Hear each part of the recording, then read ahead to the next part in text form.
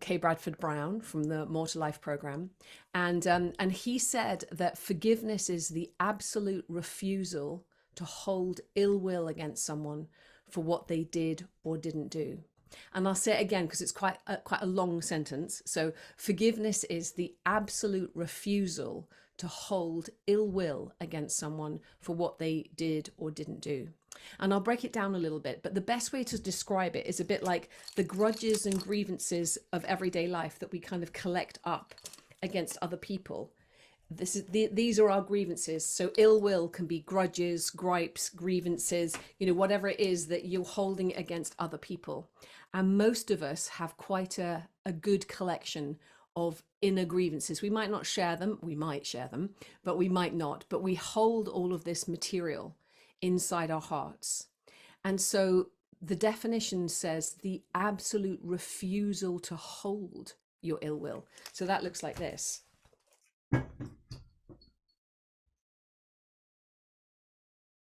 So that's a powerful thing to do, because it's not if someone does something to change how I feel. It's not if they apologize. It's not if they take responsibility. It's just because I choose to let go of my ill will. So that's really important, that that forgiveness is letting go. That's why I call it an art, and I teach it as a practice, because it's something that we need to learn how to do. And it's hard because there are reasons why this feels better, even though it looks a bit messy, and things are coming and going all the time. Maybe you can forgive like something small, but most of the time we kind of like, we have our collection of things, and then it gets added to it, like the way of things happening in the world now. But the reason why I use practice, I say the word practice, is it's something that we literally need to practice. We need to practice doing that in our everyday lives. And my own particular story with forgiveness is not, I didn't forgive a massive, big kind of like outrageous events. There's lots of stories on YouTube and amazing TED Talks about people who've managed to find a way to forgiveness through, even though they've experienced, really, really seriously egregious or traumatic events. Mine was much more mundane, but that's why I feel like this is appropriate for all of us, because we need to do this in our everyday lives. My reason for wanting to forgive, my main epiphany on that particular weekend when I was learning all about forgiveness from K. Bradford Brown, was that I was holding resentment against my mum for being ill. She had multiple sclerosis from the time I was 15 until she died when I was 30.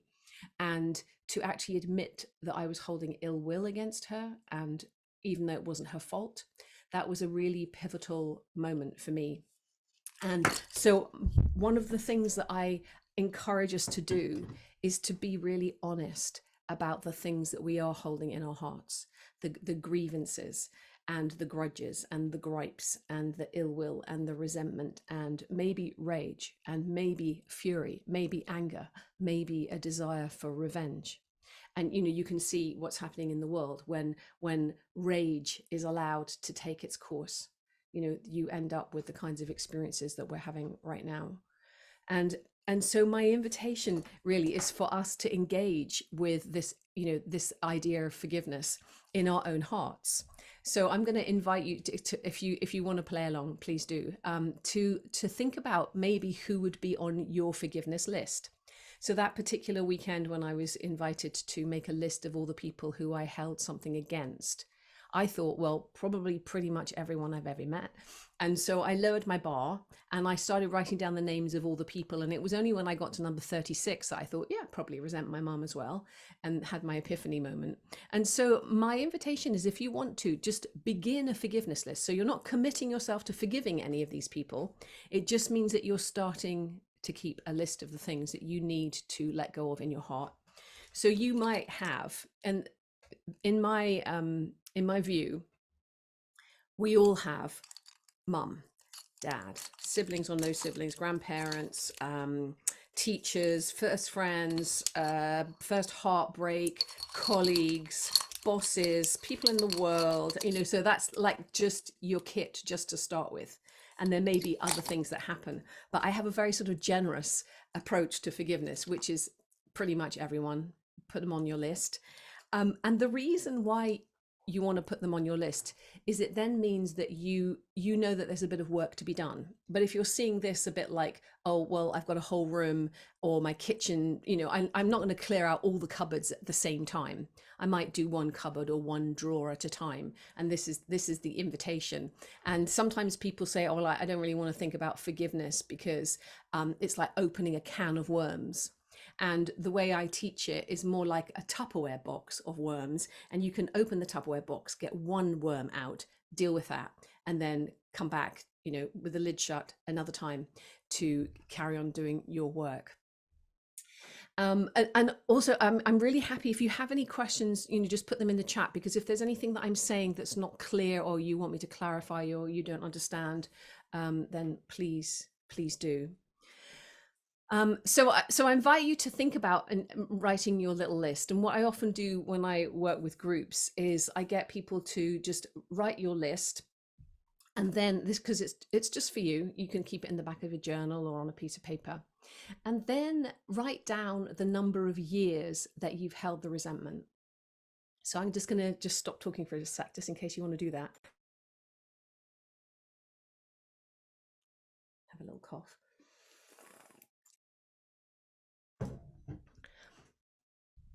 And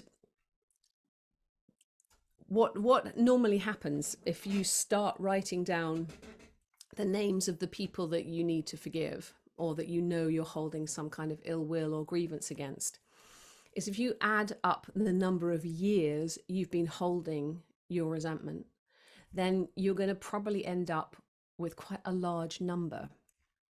And when I do work in groups, often we have more than 1,000 years worth of resentment just between like a small group of 20 people. And that kind of, to me, just illustrates how much we really need to be engaging with this essential practice. And so forgiveness, there's a message in the chat. Hold on a second, just to see if I can fold that in. Grief and unforgiveness. Yeah, I say that forgiveness and grief are like sisters. I think a lot of the things that we think that we need to forgive are actually things that we need to grieve. And in fact, I heard a saying this morning, which I'd not come across before, which was vengeance is a lazy form of grief. And I don't know if I agree about lazy. I think it is a form. It's sometimes a more palatable form of grief. But it's really important that we think about grief and forgiveness, because what we're really forgiving, if you like, is what we didn't get, or the things that happened to us, the damage, so it's really taking responsibility for acknowledging the pain that you were in, especially when you were younger, and giving that room in lots of ways. And siblings were bossy and still treat one like a child. Yeah, I mean, that often, I mean, the reason why I talk about forgiveness as a practice is because we might still be in those relationships, and we might need to let go of quite a lot of this, and we can let go, but we still might need to have a conversation with a sibling about something. And the really important thing about forgiveness is it's not saying it's okay that you did what you did, or I condone your behavior, or letting people off the hook. And one of the main reasons why we find forgiveness so hard is because we think it means those things. We think it's a weaker position, or we think it's like saying it's okay with you, and it's not setting boundaries. And we've got so much kind of information coming at us at the moment about safety and boundaries, and and forgiveness. It looks like a very vulnerable position, and it is vulnerable because it means that you're opening your heart. I mean, the truth is, when we hold our resentments, it's like we're using them to protect our hearts from the damage. And just to pick on what Leslie said, is about depending on the depth of hurt. The depth of hurt may influence how much you're willing to expose your heart, to make yourself, to free yourself. But actually, in my experience of working with thousands of people over many years, that there isn't necessarily a correlation between the depth of hurt and your ability to forgive it. I've seen some people who have had really traumatic incidents in their childhoods, and they are able, with the right coaching, to forgive. And other people who've, like, a family member was slightly insulting at a wedding and they've really struggled. So it's not necessarily dependent on the thing that happens. And that's why this is such an important thing to learn, is because you are the one who's in charge of what you hold in your heart.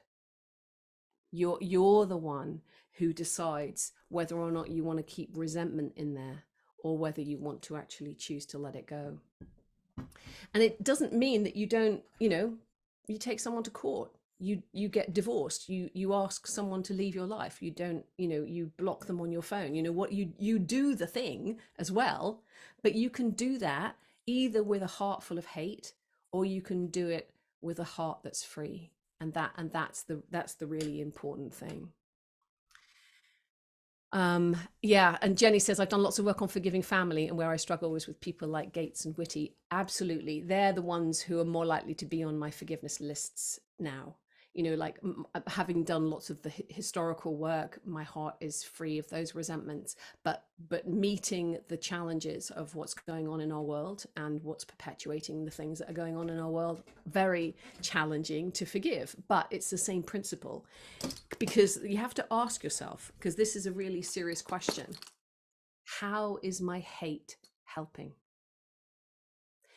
It's like, and if you kind of like exaggerate it slightly, like going, well, turn it up a bit, like hate them more, like I'm going to really hate Gates, I'm going to really, really, really hate him, and it's like, but that isn't going to make a blind bit of difference. And in fact, I'm probably going to be more powerful if I am not carrying my ill will, because I can see clearly, and then I can be an advocate. I can use all the energy that I've been consuming. In fact, I mean, the truth is, like, when you are raging, you're on fire, but you are the fuel.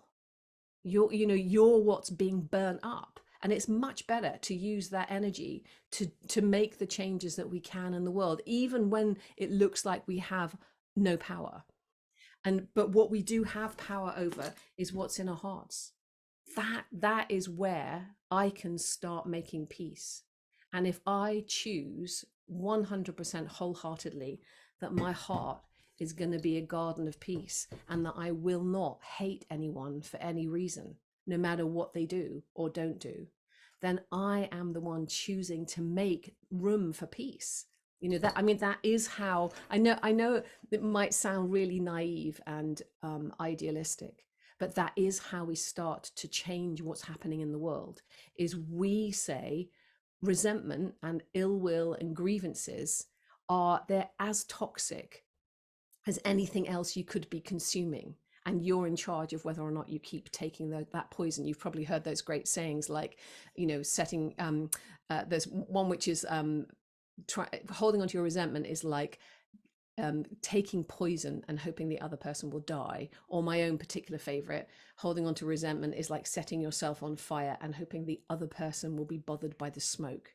It's like Bill Gates he's not in the incendiary of resentment and rage that's in my body.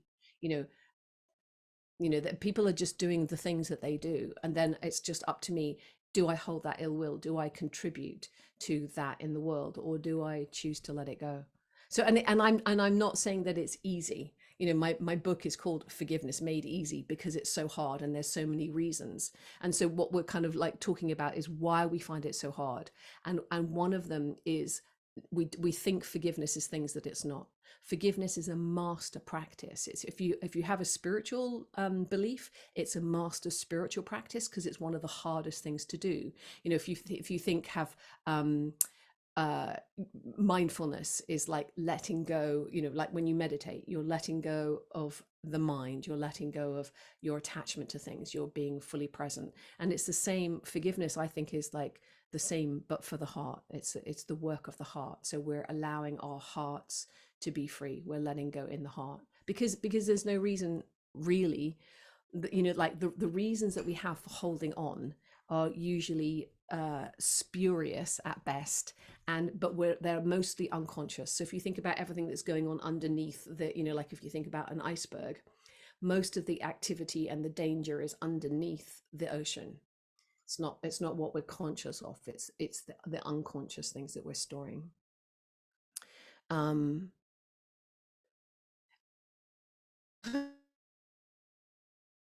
and hate, and it takes very little of my energy. Yeah, but even so, even if it takes a bit of energy, it's still, it's still, what's the purpose of holding the resentment? Because things are wrong. It's like, if it's like saying, well, these things are wrong and I do not stand by them, and I will not, I'll stand against them. That you still don't need to do that with any hatred or like negativity in your heart. You can still choose to stand for peace, or for whatever else it is that you value in the world. So I just kind of go through a few more. So Jason saying, if a crime has been committed, are you saying you can still forgive and also see that justice be done through the courts? Would that not be seen as revenge? I mean, I don't know whether or not revenge, because revenge is more really about how you approach something. But I mean, also it depends on what you mean by justice. And there are amazing reconciliation projects and restorative justice projects. But if somebody is dangerous and they're murdering innocent human beings, then in order to keep society safe, then you do need to you need to take action to keep other people safe. If they can be helped to overcome their own childhood trauma. And like, apparently in Norway, I was hearing about this today, that in Norway they have their criminal justice system is very much more about helping people if they can be helped, but you still need to protect people from for other people if they're dangerous or psychopathic, or or whatever it is. So I mean, because whether or not somebody sees something as revenge is sort of irrelevant. It's like it's and it's not even really necessarily about justice, because I don't know how can you measure the loss of someone's life versus a number of years in prison. That to me isn't, that's not an easy equation. But there are amazing projects, and there's a lovely YouTube video called The Wolf Within, where it talks about the criminal justice system, where the perpetrator and the victim meet, and it's a really amazing story of transformation. And the guy Peter Wolf, who's the perpetrator, he now travels with his victim, and they talk about forgiveness together and about that whole process. So amazing things sometimes can happen. But also, I mean, unless those are your circumstances, everything that I'm talking about really is about looking within.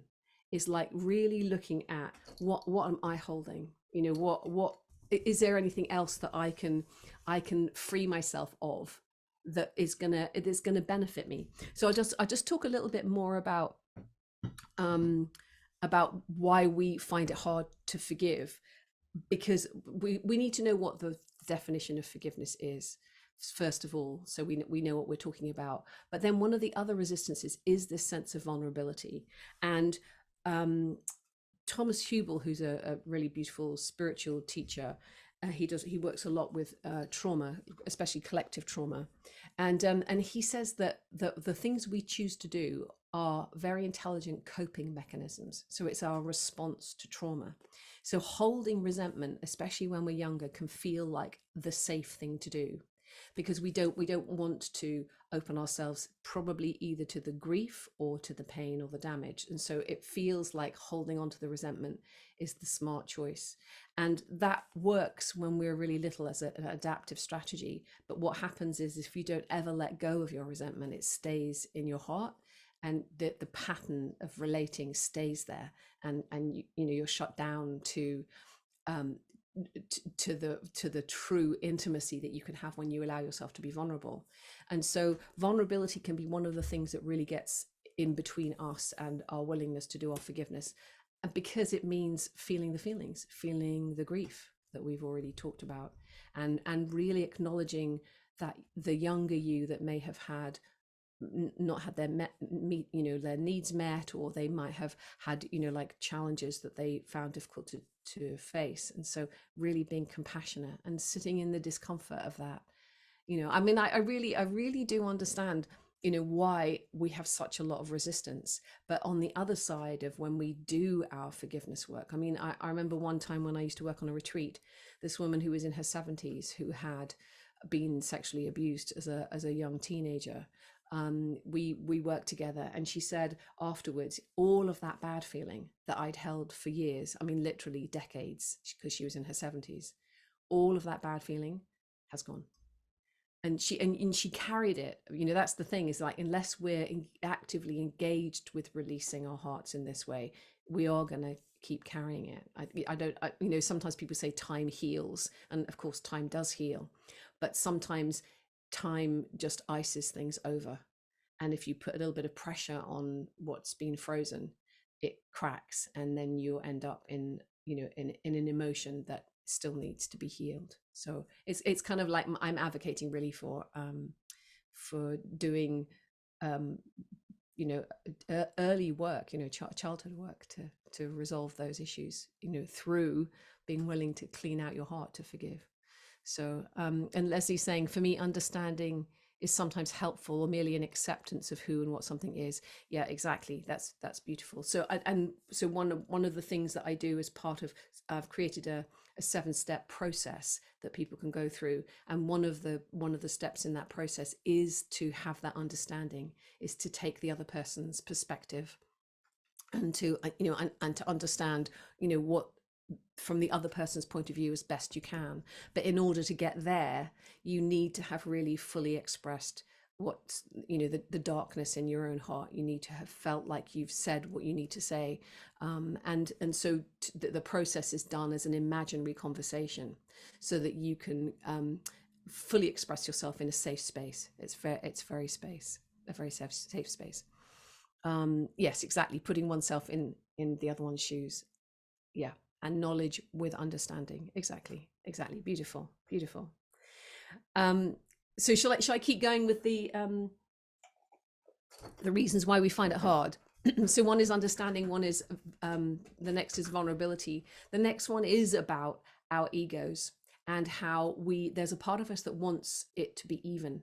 When we're kids, like, oh, she's got more than me, that's not fair. We have that, a really early desire to have things be equal, be fair. And so when something happens, we want to balance the scales, we want to make it even. And as part of my research for my book, I read a book about revenge and our evolutionary inheritance, and how we do have that as part of our evolutionary inheritance. But equally, we have an inheritance which is for forgiveness as well, because forgiveness helps societies to cohere. It means that we can move past the things we need to move past, and we can grieve the things that need to be grieved. And but the instinct for revenge, we get, that there's beautiful sayings about, revenge tastes sweet and all that sort of thing. But Brené Brown's one, she says, it goes down, this is resentment, goes down like a milkshake, but it burns up your insides like battery acid. So the truth is that we do get something out of wanting revenge, or having the moral high ground. And this is kind of like the realm of the ego, if you like, where we are constantly judging ourselves and like trying to do this sort of like balancing act, who's above me, who's below me, like judging each other, where am I in the race, and having this sense of the moral high ground. So at least I'm not like those people, or like we can play all these games, or we can be a victim or a martyr. There are things that our ego can be up to, that's involved in our forgiveness. And again, this is usually what's below the surface of the iceberg.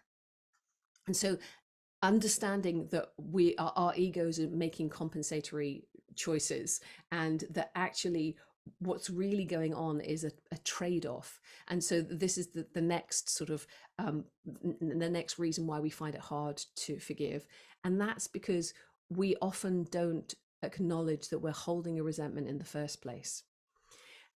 because we're not aware of the benefits that we're getting out of holding our resentment. And like I said, like there are benefits. So we get something out of holding on to the resentment.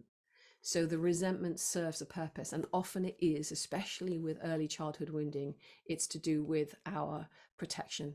So it feels safer somehow to have our, like to have something. So the resentment feels like power. And again, back to K. Bradford Brown, he said, resentment is the power of the powerless. So when we're holding on to something, it feels like we've got some kind of ground, but actually, I was describing this the other day to somebody. It's like the rubble. The rubble of our resentment is what we're trying to stand on, and it's not solid ground.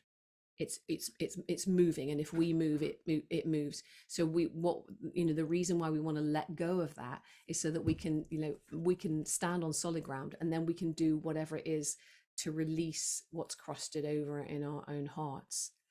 And so the reasons why we might hold on to our resentment, and this is one of the other things that I get groups to brainstorm a little bit, is to be really honest about, why do you think you prefer to hold on to a resentment rather than let it go? So I'm really happy for people to share in the chat. And yeah, Leslie is saying, I don't really care about others' levels. Yeah, well, yes, exactly. But I don't want anyone to treat me unkindly or make me feel a level of hurt. Yeah, of course we do. I mean, and that's the thing. It's like we it's not about accepting unacceptable behavior. So I just sort of repeat myself slightly. Like if someone is being abusive on the phone to you, you put the phone down. You say, I'm not going to tolerate this, and you put the phone down, and you do that every single time if necessary, or you end the relationship. If they're not changing. But you don't have to do it out of resentment. You can do it out of love, because ultimately, even things, if you think about resentment as like a cold anger, so it's kind of, anger is, fury in the moment, and resentment is sort of like stored up, the old stuff that happens over time that just kind of like goes a bit crusty. And like, it's like none of that really changes somebody's behavior. And not saying something can be really detrimental. In fact, I was watching something that Gabor Mate was talking about how people who don't speak up for themselves are often the ones who have physical, they may become ill in later life because they haven't expressed who they are. And to begin with, that's why I set the process up in a safe space, so that we do the practice together, so that when you do want to go and have the conversation with somebody, which is often an essential part of the healing, you do need to have a conversation with somebody, or you need to write a letter, or there does need to be some kind of contact. But it's much easier for you to communicate one thing rather than a whole, and easier for the other person to hear, rather than having this whole big sort of like pot full of things that who's going to sit there long enough to listen to all of your grievances? It's like that's why you want to sort out what really is the important thing. I don't want to be hurt. And when you do that, that hurts. And so can we have a conversation about it? That's much more sort of sane. And Leslie says, is it love for oneself? And yes, it is in some ways love for oneself. And in fact, that's a good point about forgiveness. Like, I think of them like they're plaited together, so that you have, sometimes there's things that we need to forgive. Sometimes there's things that we need to be forgiven for. So things where we have made mistakes in relationships, or been unkind, or hurt other people. And then there's our self-forgiveness, and they're often, woven together like a plait, because in any situation, sometimes there's those different elements play out in different ways. And I do host, forgiveness fields where people can come specifically for the asking for forgiveness part, because if someone's died, or they're not in your life anymore, and you can't make amends, and you can't apologize, and you can't write a letter, it's a very healing way of resolving things that feel like they can't be resolved. Yeah. And so back to the resentments. Anybody else have anything to say about why they think they might hold on to a resentment? How is it serving?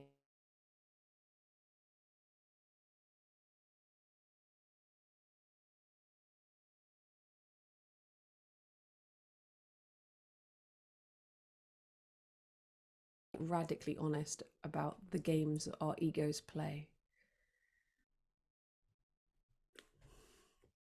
Leslie's writing something. Feel free to say out loud as well if you want to just raise your hand. Yes, of course. It depends on how impacting it has been for me. Yeah, I think that's true. But the principles of forgiveness are the same, kind of like regardless of how impacting it's been. I mean, I'll just share a few of the things that are most common. So like one of the most common reasons we hold our resentment is because we are protecting ourselves, that or not letting ourselves feel the grief. Sometimes we hold on to our resentment because it means we don't have to confront. It means we can avoid actually leaving a relationship or challenging something or acting. Sometimes we can hold our resentment rather than forgive because we get the moral high ground, like I said, or some kind of self-righteousness. Sometimes it can be we can play out a martyr drama or a victim. Being a victim, we identify with that rather than reclaiming our power. So we kind of like we're using the resentment as a way of blaming another person for our behavior, or for like a petty reason. It's okay for me to steal the stationery from the office because my boss is an idiot. So it's like you're just justifying your behavior, so the resentment can act in lots of different ways, so we get something out of it. And that is often the piece that people find the hardest. So if you're really struggling to forgive somebody, it's hard to really justify. Yeah, so I just Leslie says, I can't relate to that, and so I'm not quite sure which that is, but maybe you don't steal the stationery from the boss, but but it's more about justifying behavior. So you use your resentment as a way of justifying your behavior, your avoidance. And so knowing what you get out of holding onto the resentment is one of the keys to actually being able to forgive. And it can be really hard, and that's sometimes what the place where at the beginning of the forgiveness fields we'll spend a bit of time looking at what are you getting out of holding your resentment, because that's the key. Because if there's a payoff for you and it's bigger than what you believe it's costing you, you're never going to forgive somebody. So that's it can be a really important subtle place where we get stuck. Because sometimes I ask people, why are you holding on to your resentment? What are you getting out of it? And they go, nothing. But that we don't ever do things for no reason at all. And so Nadia says, if I forgive, I might forget, and all the knowledge will be useful for future references to protect myself in similar situations. Yeah, and that's again really good. That's another common fear, is that we might forget. And that it's actually like you have to then look at, is that a good enough trade-off for holding on to your resentment, compared to what does it cost you to hold on to your resentment. So that's sort of, so we'll start looking at that, because like maybe you'll forget, but it's really likely that you won't. And it's just like I said, you can take somebody to court, but you don't have to hate them. You can still take a stand for what's right and what's wrong. I mean, it's like forgiving doesn't change what's right and what's wrong. Forgiveness isn't a judgment. It's not like a call about this is acceptable and that's not acceptable. That's why I never use the phrase unforgivable. And I also actually tend to not use the word unforgiveness either. I prefer to talk about resentment, because unforgiveness is just like, I'm not forgiving. But the opposite really of forgiving is holding the resentment, is like choosing to hold it. Thanks, Jason. So what we want is, we want to protect ourselves, and that can be a hard thing to do. But we have to look then at the costs. So what's the downside of holding the resentment? Because that's like, Brené Brown says, it's in your system, it's going around, like battery acid. So what's the downside? So it might be easier for you to see, what does it cost you to hold the resentment against somebody? And again, this is really subtle ground. It's not what does the thing that happened, the tragedy or the trauma, cost you. It's what does holding your resentment cost you? the compensatory kind of behavior. What's the downside? So again, if you want to share in the chat, what do you think what is the cost to holding the resentment? I mean, you can see, if we were to look at the global picture right now, what the cost is of holding resentment and never forgiving. I mean, that's a really big global, sort of illustration. But it's the same principle. So in our own hearts, what's the downsides of holding?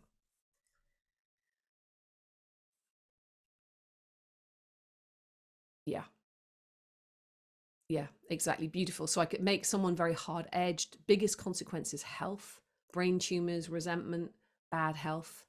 Exactly. And if you think about the literally the contraction in the body when you're holding something, if I'm holding this, and then I carry on holding it, and then I carry on holding it, how is my arm going to be by 10 o'clock tonight? How's it going to be 20 years from now if I'm still here? And it makes beautiful people look ugly. Yeah. Yeah. Yeah. I mean, and the funny thing is, we never talk about resentment. We never go, oh yes, I resent people. We wouldn't put it on our dating profiles. We'd never go, yes, I resent people for a long time. I never let them off the hook. It's like we know culturally that actually, although, like the whole, resentment thing, revenge, like in movies and theater, it's like, it's made to look sexy. Forgiveness is never made to look sexy. But we have this ridiculous kind of idea that that dramatizes the sort of the whole, like the dark side of things. But actually it's painful if you carry on holding and holding and holding, and there's been, there are studies that are being done now on cortisol levels, heart health, blood pressure, and holding resentment is, like that contributes to the detriment of your health. But it's not just even your physical health. What about your sleep? What about your peace of mind? What about anything really that you can, like, that this is going to impact your creativity, your sexuality, your intimacy, your friendships. Excuse me. Let's go cough again. Vivian asks, what if you're not aware that you're holding things in? Well, that's a really good question, and that's why I talk about the iceberg, is because often we're not aware. And another reason I think why we don't engage with the idea of forgiveness, it's like we leave it for the, like, oh well, I don't really need to forgive anyone because I've worked it all out in my head, and it's just for the people who experience trauma, as opposed to looking at it as a mental and spiritual health practice, or a mental and emotional health practice, and just going, okay, so maybe I'm not aware that I'm holding resentment, but attuning. And like I said at the very beginning, when I wrote my list of people, I lowered my bar. So it's like it's not a big deal. I mean, most of the resentments are not. I'm not like lying around in bed gnashing my teeth and kind of like flailing about. I'm just going about my life. But every now and then I'll get a little nudge from life, and I'll think, like, that, she's not texted me back, or that person, blah blah blah, or and so it's the little things. And that's why I see it like a practice. You take the bins out, every, however, like recycling every week, bins a bit, less frequently. But it's the same principle. Is it like, it's like, what do I got in my heart? Am I, when I think about things, so if I scan through my life, and I'm thinking about the different people in my life, and then I'm thinking about the people on the wider stage, and my mind hits Bill Gates, and I feel a contraction, then yeah, exactly. Jenny says your body will tell you. Exactly. So you're feeling into, and and sometimes your friends will tell you, like when they hear you bitching about your mum for the like millionth time, like you need to do something about that. And also, the other reason why I banging on about it all the time about the little things is that we like if we look after our elderly parents, or even like taking the kids to school, you know, kind of like them, you know, and then they never say thank you, or they leave their shoes, or, you know, whatever it is. It's just like being able to do a little bit of house cleaning, a little bit of spring cleaning in the heart. Otherwise it's just in there. It's just in there forever. And then, you know, like I read recently an article about the 5 biggest regrets of the dying, and one of them was that people didn't stand up for themselves and didn't express what they wanted to express. And then the bitterness and the resentment that grew from that. And so, yes, you need to say things, but also you need to know how to let go. And so that's really the last, I don't know how much time we've got, Dini. I'll just say the last one, yeah? Yeah, absolutely. The last major obstacle is not knowing how. You know, that there's I think most of us are aware that it's probably a good idea to do it, and of course you don't have to. I mean, that's the other thing. Although I am massively an advocate for it and see it as like literally a master mental health, spiritual health, emotional health practice, you don't have to do it. You can resent away, you know, just do your thing.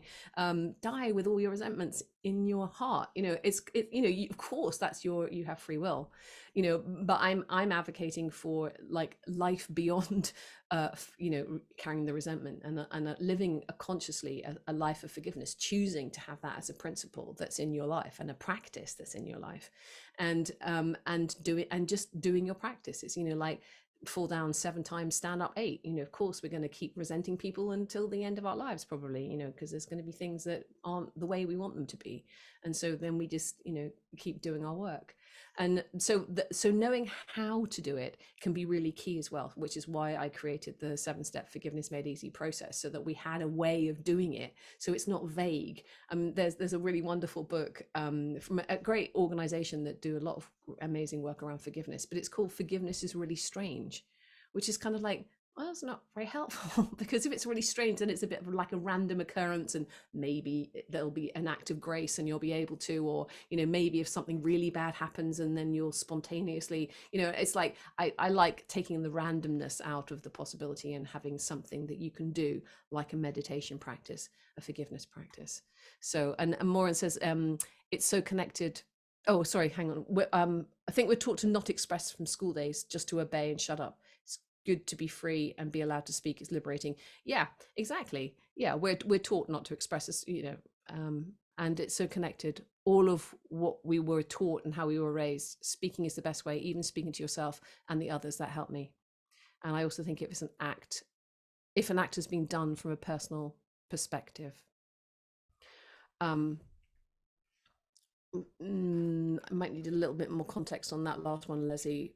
But I agree with Morgan. What you're saying is like the way that sometimes the other person isn't willing to hear you, and so that's why having a forgiveness practice means that you don't have to involve the other person at this early stage. You know, you can involve them at this stage, because it's much easier to have a simple conversation about the thing that actually really is the thing that bugs you, rather than, you know, like, will you sit there and listen to 30 years worth of my grievances without defending before I tell you what the actual thing is that I want you to try and do something about? So yeah, deliberately inflicting on me to knowingly affect me. Oh, I see what you mean. Yeah, I mean, the thing is, the things that we resent, you know, that's sort of, you know, like, again, that's very personal to us. You know, you know, when I did my first forgiveness process on my mum, first of many, I forgave her for wearing pop socks, because I really thought they were the most disgusting things ever. No offense to anybody who wears pop socks, but, you know, like, that's about me. You know, that's my judgment of her, and she doesn't need to know that. So that's why that, you know, like, there is work that can be done, and, you know, and in the process, I set up an imaginary conversation where we actually are speaking out loud. So back to Maureen's point about actually being able to vocalize can be incredibly powerful. And, you know, there's scientific studies where you're practicing the piano, and then there's other people in the control group or another group who are practicing imagining playing the piano, and you still develop muscle. and your brain lights up as if you were actually playing. And the same with developing, like imagining lifting weights and actually lifting weights. And all, our Olympic athletes do visualizations because it's such a powerful tool. And so being able to imagine having that conversation with that person is incredibly powerful, because then you can say out loud the things you need to say and you can release yourself. And some people like writing it down, and I think that's a really good way of doing it as well, but my preference is to speak out loud, because there's something about actually saying what needs to be said and letting the other person hear what needs to be heard, and listening to yourself saying it.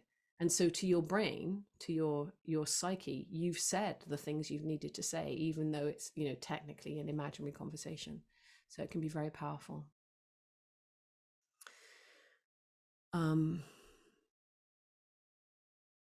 So if they will hear it, and that's what's amazing about doing the process in your imagination, is that you can do or set it up so that people really can hear you. So what often happens in the process is, like you'll bring in a mentor, somebody who can help that, like we have a ceremonial fire there, like it's set up in a way where it makes it likely that the other person will hear it. And halfway through the process, there's another step where, like in the story of Scrooge, the ghosts of past, present, and future take him up really high so that he can see with perspective. And so that's what happens.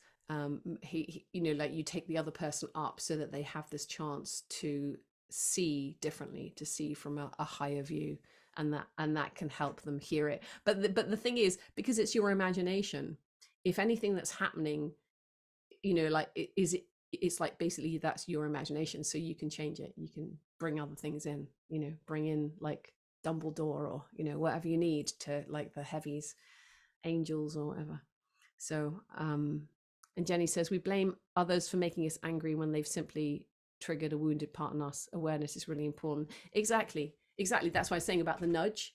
It's like, for me, like if I'm feeling really angry about something or I feel very triggered, I'm looking at where's the nudge leading back to, where's that taking me in terms of an old belief that's unhealed, or another resentment that's unhealed, or is there something, is it a response in the moment, something else that I want to do? I mean, like my response to everything that's going on in the world right now is I'm going to host an online on Remembrance Sunday. I'm hoping an open forgiveness field where people can come and do their practice.